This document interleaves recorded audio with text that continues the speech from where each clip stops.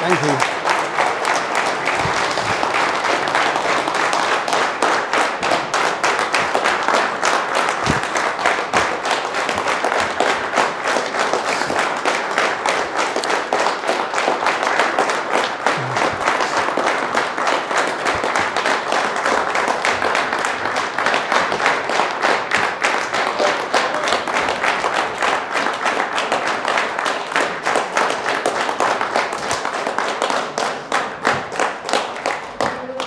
Thank you, and it was a long film.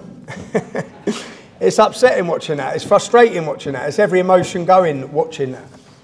But yeah, I thank you all for the opportunity to come here and premiere it today in a building as prestigious as Denmark's Parliament. It's a beautiful building. I know I'm in a room filled with people who love freedom, so I'm grateful for the experience. Aya, I'm grateful for you bringing me here. Thank you, darling. Oh.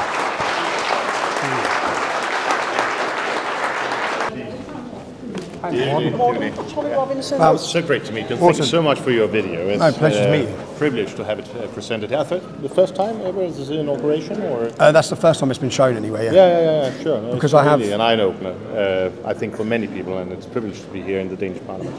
Thank you. That's what I was gonna... What's your views after watching it? Well, firstly, I think this is, this is what I call the small jihadism, which is approaching so many youngsters around in Europe, not only in the UK, but also in Denmark and France and everywhere where we see this harassment of Arabic, especially men, against European youngsters. And it's so important that this is being faced, and not least to have the hypocrisy by the media, by the institutions, the courts, the police, the schools and so on, have that faced as well, so that people can see what's actually going on. Am I right that you faced, I call that lawfare, what they've done to me I call lawfare. Absolutely. Am I right that you faced lawfare over the years, you had a 7-year trial? Well, I wouldn't compare what I've been dealing with to what you have. I mean, you're suffering with your family and all these harassments and so on. It's not in any way been comparable to what I've faced. But my case has shown that also in Denmark we have impartial courts, we have judges that want to hit people with the wrong ideas. But luckily I had the strength to fight back, and the system proved right in the end. But of course, viewing this video, it sends my thoughts to all those families that just bow and that don't have this force and don't want to fight and don't have the strength that you have and I might have. And for them, the system is failing, and that's really the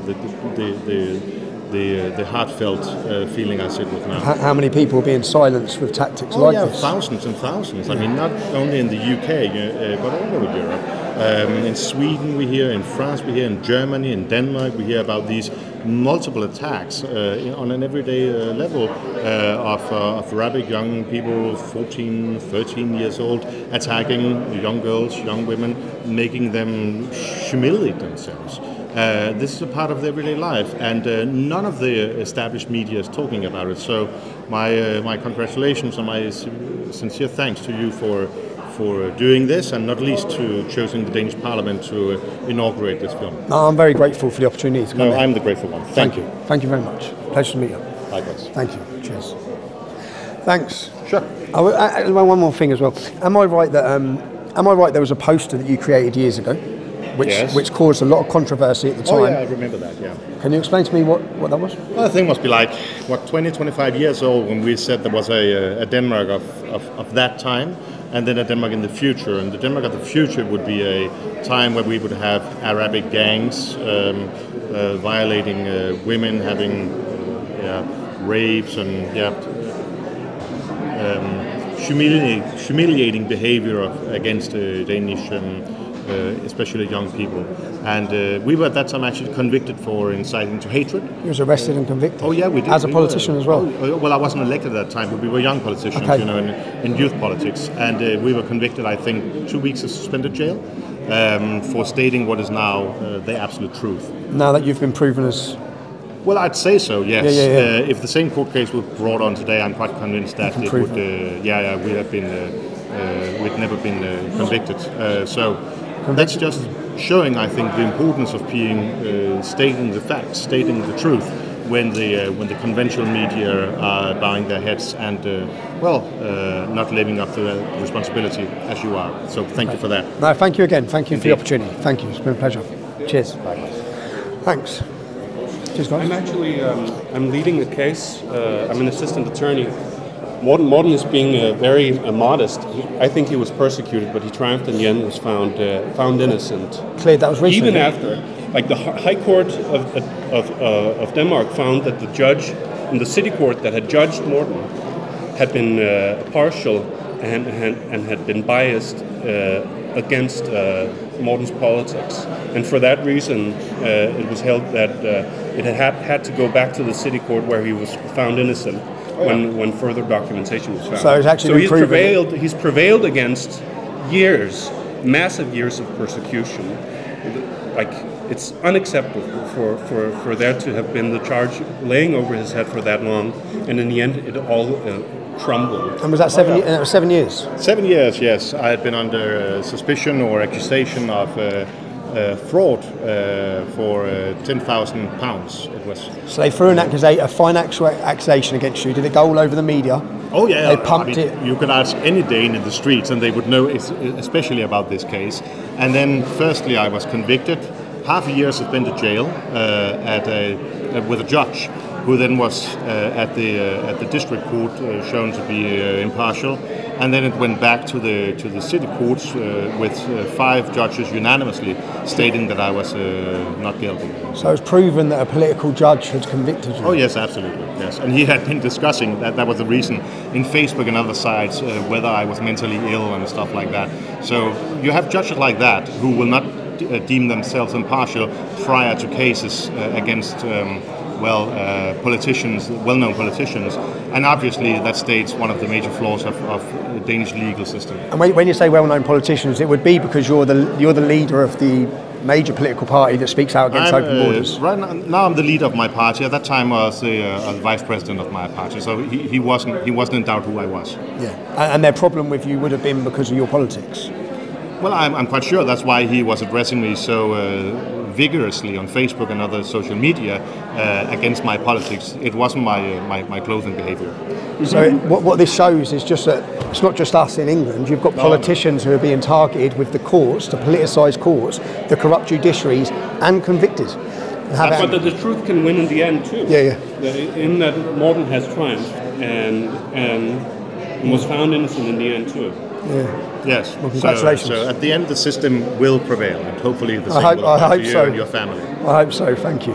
No, thank you very much. Thank you. No, thank you. So I'm leading the case. It's a new kind of suit in Denmark on behalf of the Free Speech Society to allow them to speak about you on Facebook. Oh yeah. So, okay. Cool. Because it was in Denmark where thank you very much, Morten. Thanks, because it was in Denmark that I saw them being questioned on a TV program. Yes. It was Facebook being questioned. Yeah. Exactly. So you're leading a new kind of suit. Oh, like a legal suit. Yeah, a legal suit. Oh, okay. I'm an assistant attorney, so without much experience, I've just followed you for years, and I wanted for people to be able to discuss you, and having it not be like Tiananmen Square where it's strangled even to mention your name. Yeah. I don't think it's just, and I think that there are reasonable human rights grounds to say that when these platforms get as huge as they get, they cannot be allowed to silence and take away the ability to speak about people. And they have this policy called the Dangerous Individuals Policy. Which is insane. And even on normal contract grounds, it should be up to the court to determine, are you a dangerous individual? They must be able to prove, and this is what I'm hoping to get out of the case, they must be able to prove specific statements that show that you are indeed that kind of dangerous individual that they claim you are, but that they never have lifted the burden of proof on them that you are. When will this go to court? It's at court now. Okay, wow. And wow. This will be interesting. I'm not even a real lawyer yet, but I'm allied with an experienced attorney. We're like father and son. Okay. And I just threw myself into this thing because I thought, like we must do more for the truth. And then I teamed up with the Free Speech Society, who wanted to bring the case. But anyway, they've put 2 experienced corporate attorneys on it, and they're like super, very, very competent guys, and they're doing everything they can to have it thrown out as quick as possible. I have my entire data from Facebook, which proves, because they said that I had said things when they kicked me off Facebook, but I had all the, we word checked everything they said, and I never said it, so I've got all that. So if you keep in contact, I'll get you all that. Which proves the things that they alleged in the media were never said. Yeah, okay, so that's very, very good. Yeah. I'll need that.